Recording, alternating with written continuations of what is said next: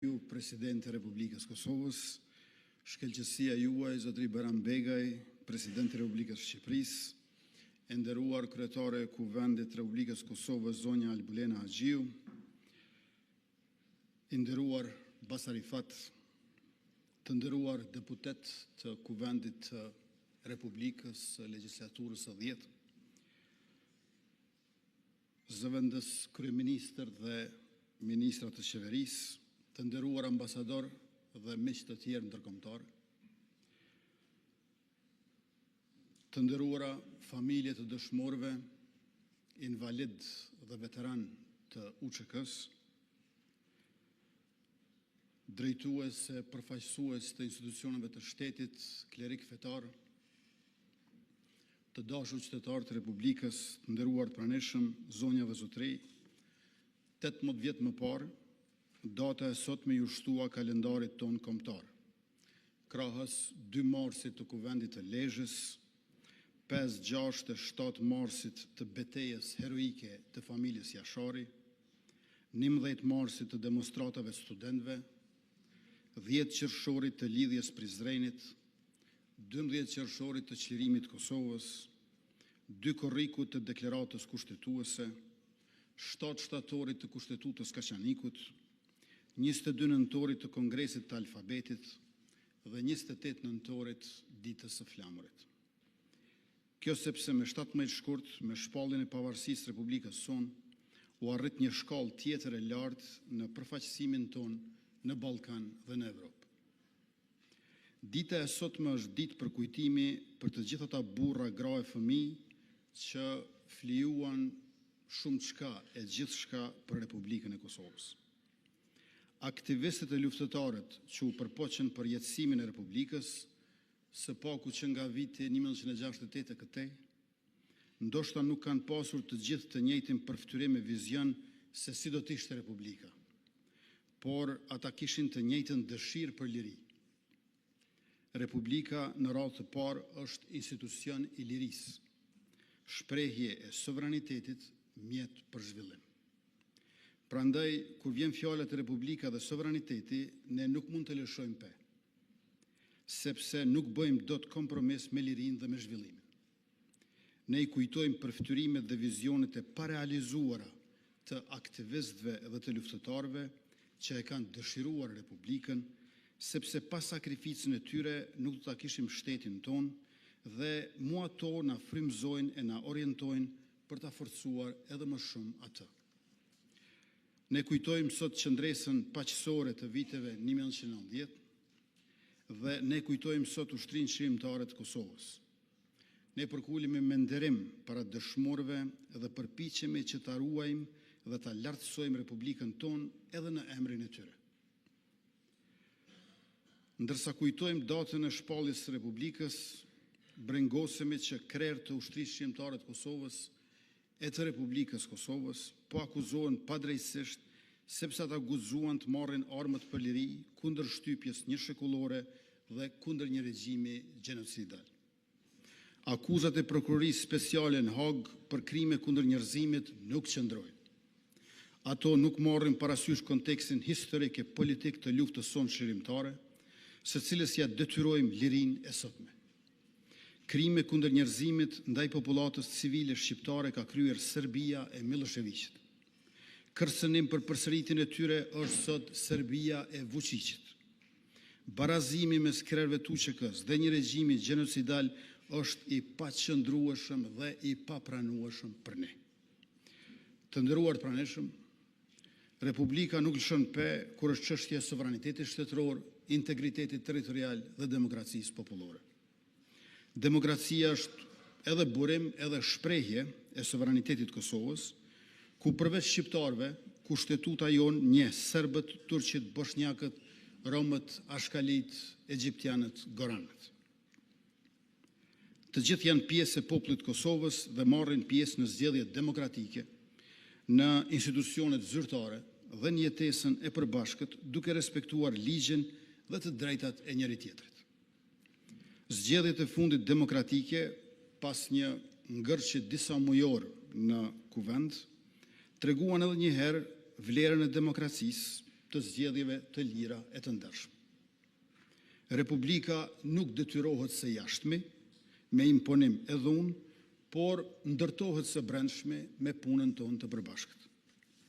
Qeveria e re do të vazhdojë angazhimin për zhvillimin ekonomik, për fuqizimin e sigurisë dhe për thellimin e arsimit të kulturës. Ekonomi do të thotë prodhim me mirëqenie shoqërore, siguri do të thotë mbrojtje e rend publik, arsim e kulturë do të thotë inteligjencë e kapital njerëzor. Për ta thënë me një formulë, ne do të mbrojmë prodhimin inteligjent. Kështu do të konsolidojmë rritjen ekonomike dhe do të jemi më konkurrues në rajon e më gjerë. E kjo do e mos e shoqëruar me rritjen e mirëqenies shoqërore dhe me rritjen e kapaciteteve mbrojtëse të forcës sigurisë Kosovës. Pas liberalizimit të vizave me zonën Schengen, tani pasaporta e shtetit tonë është më e fortë se kur më parë. Por renditemi gjithnjë më lartë në listimin ndërkombëtar për sa i përket sigurisë, demokracisë, të drejtave e lirive, sundimit të ligjit, mirëqenies, klimës për investime të huaja direkte e të tjera. Të nderuar pjesëmarrës, kur u miratua plani ahtisarit, në bazë të cilit u shpall pavarësia e Kosovës, bota kishte tjetër pamje dhe kufizimet që na viheshin për të drejtën tonë për vetëvendosje, mendohej se do të kompenzoheshin sa me transformimin evropian të Serbisë, aq edhe me përfshirjen e shtetit tonë në sistemin kolektiv euroatlantik. Mirë po sot, ne shohim se pasiguria në botë është rritur dhe se blokut perëndimor i nevojitet koherenca e brendshme për ta mbajtur sistemin e sigurisë në Evropë dhe për ta udhëhequr botën drejt vlerave të lirisë, të demokracisë, të solidaritetit, të barazisë dhe sidomos të drejtave të njerëzit.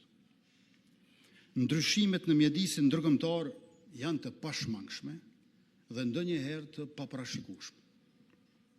Në anën tjetër, fqinji ynë verior, Serbia, i do veç se eurot nga Evropa, por se orientimin e ka të Kremlini. Prandaj nevojitet që të forcojmë edhe më tej shtetësinë e Kosovës, demokracinë dhe aleancat me shtetet perëndimore dhe me ato shtete fqinje që kanë të njëjtat vlera e interesa sikurse ne. Për fat të mirë, në konferencën e sigurisë në Munich, para pak ditësh, ku mora pjesë si përfaqësues i Kosovës, Shtetet e Bashkuara të Amerikës dhe shtetet evropiane konfirmuan se vlerat euroatlantike mbeten të njëjta, po ato vlera që ne i kemi të shkruara në kushtetutën tonë. Ne jemi të vendosur të vijojmë rrugën tonë të integrimit në NATO dhe në Bashkimin Evropian, si dhe të antarësimit në Këshillin e Evropës. Ne jemi të gatshëm që të japim kontributin që na takon për fuqizimin dhe reformimin e sigurisë kolektive në rajonin tonë dhe në Evropë, siç kemi bërë edhe më parë.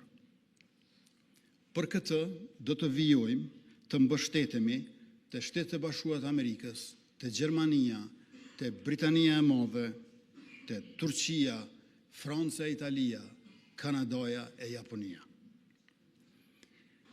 Sikurse që do të kultivojmë marrëdhëniet dhe bashkëpunimin edhe me shtetet të tjera. Do të bashkëpunojmë edhe me shtetet evropiane që ende nuk e kanë njohur Republikën e Kosovës si shtet pavarur. Sikurse do të përpiqemi që të sigurojmë Kosovës njohje të reja anë mban botës, në mënyrë që të antarësohemi në organizata ndërkombëtare siç na takon si shtet sovran e demokratik që jemi. Në rajonin e Ballkanit Perëndimor mbetet kyç bashkëpunimi me Republikën e Shqipërisë, si dhe me Republikën e Maqedonisë Veriut dhe me Republikën e Malit Zi, shtete ku jetojnë pjesë të kombit shqiptar. Aleanca e mbrojtjes me Shqipërinë dhe Kroacinë është një element më shumë në sigurinë dhe paqen rajonale, demokratike, përballë faktorëve destabilizues. Në këtë ditë të shpalljes së pavarësisë, qytetarët tonë gëzojnë më shumë mbrojtje, demokraci e begati. Kosova nuk është vetëm një shtet i ri në hartën e Evropës, por është një partner i besueshëm i vendeve demokratike. Rruga jonë mbetet e njëjtë, sepse atë e kanë përcaktuar historia e kombit shqiptar, historia e afërt e lëvizjeve paqësore, lufta çlirimtare, proceset demokratizuese në Evropë dhe vullneti i popullit të Kosovës për liri e mirëqenie. Sakrifica e njerëzve tonë për liri ka qenë e përkryer. Puna jonë për Republikën duhet të jetë po aq e përkryer. Ju faleminderit.